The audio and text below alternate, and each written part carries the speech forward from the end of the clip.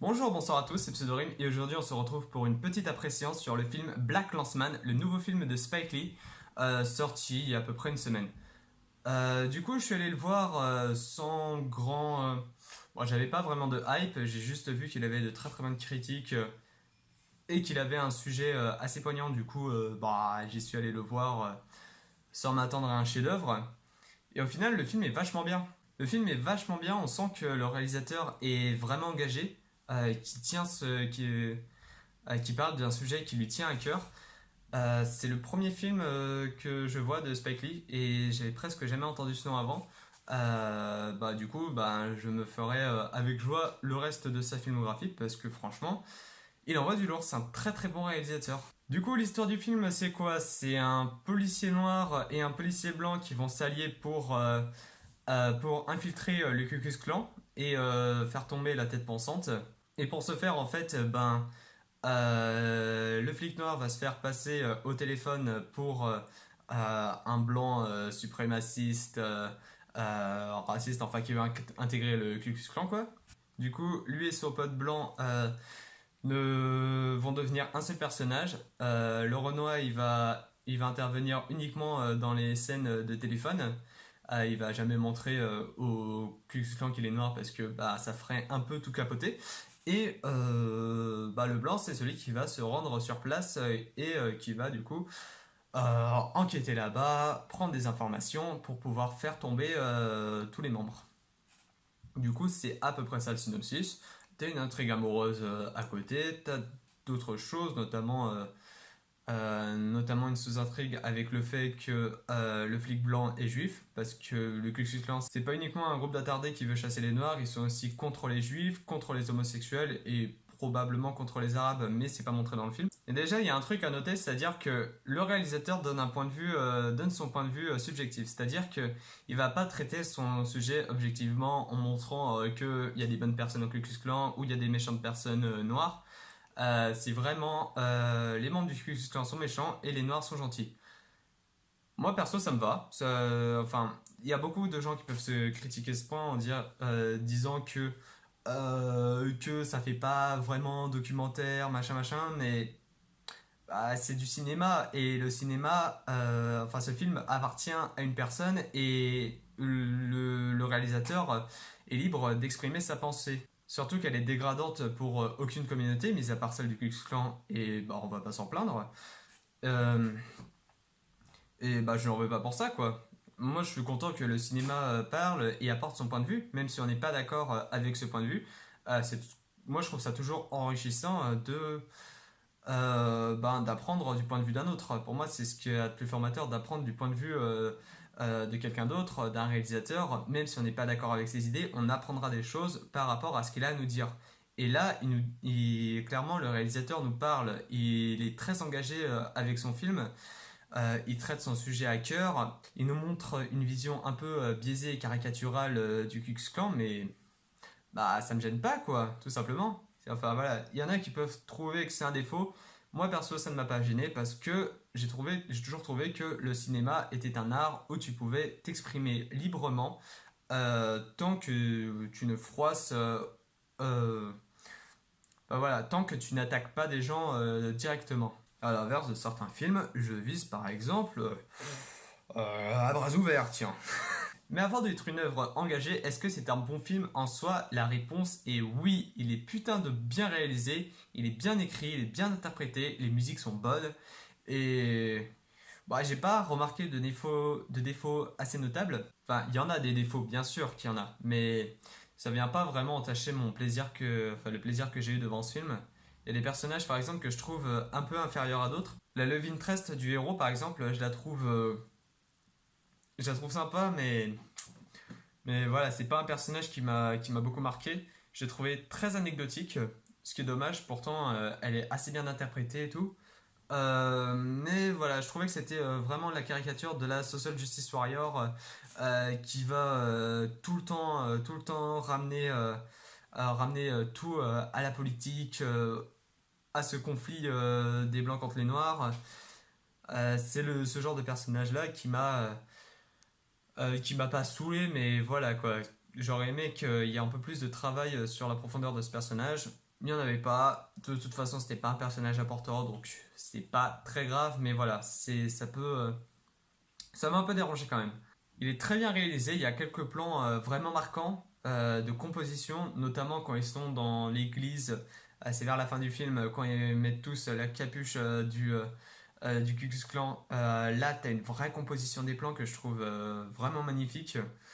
T'as des travelling dans tous les sens. À un moment, il y a tout le groupe qui se mate.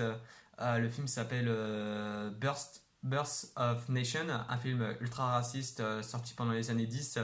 Et là, la caméra, elle va partout, elle se fait des travelling, elle filme dans tous les sens et tout, et je trouve ça génial. Il y a aussi des astuces de mise en scène, comme par exemple au début du film, il y a un noir très très militant, très extrémiste, résistant, qui fait un discours et c'est assez bizarre à décrire, c'est-à-dire que la caméra va filmer des spectateurs mais de manière assez abstraite, c'est-à-dire que tu auras juste leur visage qui est détouré sur un fond noir, t'auras pas les mêmes valeurs de plan, tu auras des visages qui sont vachement proches, à côté de visages qui sont éloignés. Tu auras un gros visage ici, un moyen ici, un petit plus au fond. Enfin, ouais, t'as une réalisation assez abstraite à ce passage du film que j'ai trouvé plutôt charmé. Les acteurs aussi sont très bons. Putain, j'ai pas Ron. Le noir s'appelle Ron. J'ai oublié son nom de famille et j'en suis désolé. Du coup, il arrive à être très drôle dans les scènes de discussion téléphonique où tu vois ces petits tchass quand il arrive à bluffer ses interlocuteurs. Parce qu'au bout du fil, ben, il y a les membres du Ku Klux Klan qui croient que de l'autre bout du fil, c'est un raciste extrémiste qui est en train de leur parler, alors que non, c'est le héros noir. Et du coup, bah, ça fait un décalage qui est assez drôle. Et l'acteur le joue vachement bien, il arrive à être très très drôle, et je me répète, putain. Et Adam Driver est génial. Du coup, si je devais conclure, je dirais que le film est vraiment génial, que si vous ne l'avez pas vu, vous devez le rattraper parce que ça fait du bien de voir un cinéma qui parle, de voir un auteur apporter son point de vue, de voir un cinéma qui défend des causes, de voir un cinéma qui revendique des idées.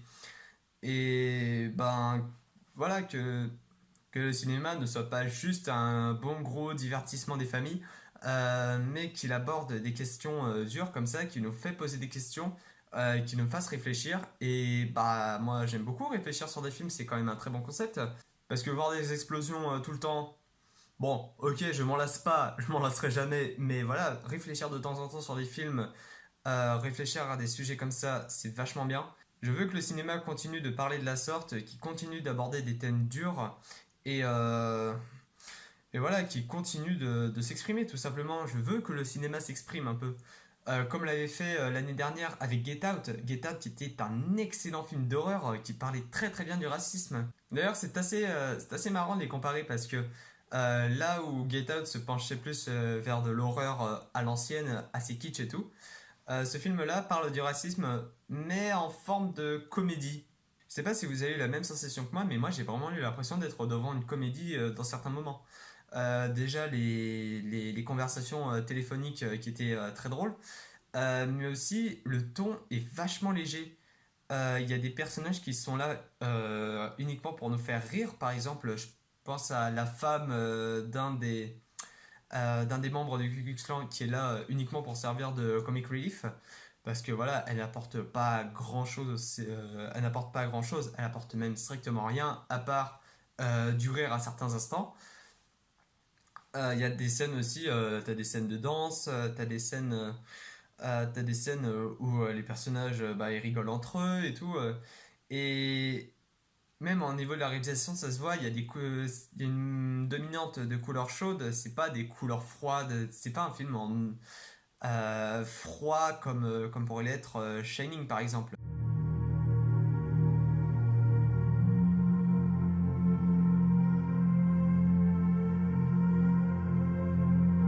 Shining qui est déjà en noir et blanc et qui est extrêmement dur avec son sujet.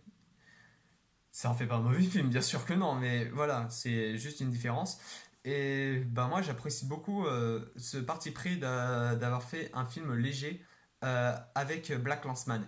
Et surtout que ça met un énorme contraste avec la fin qui vient te ramener à la réalité d'une force.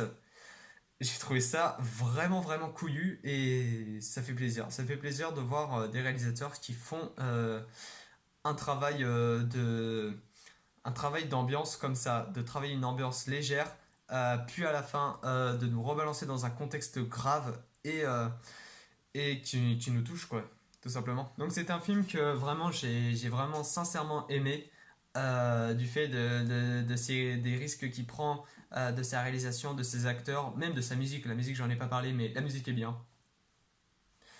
Je suis pas très fort pour parler de musique de film mais voilà, celle-là est bien. Surtout que, bon, pour parler de musique de film, généralement, j'ai besoin de deux trois visionnages. Là, faire une appréciation, c'est parler de musique, c'est très compliqué. Vous verrez d'ailleurs qu'il y a beaucoup de youtubeurs ciné qui n'abordent presque jamais la musique lors de leurs appréciations. Bah, sauf quand la musique est extrêmement marquante.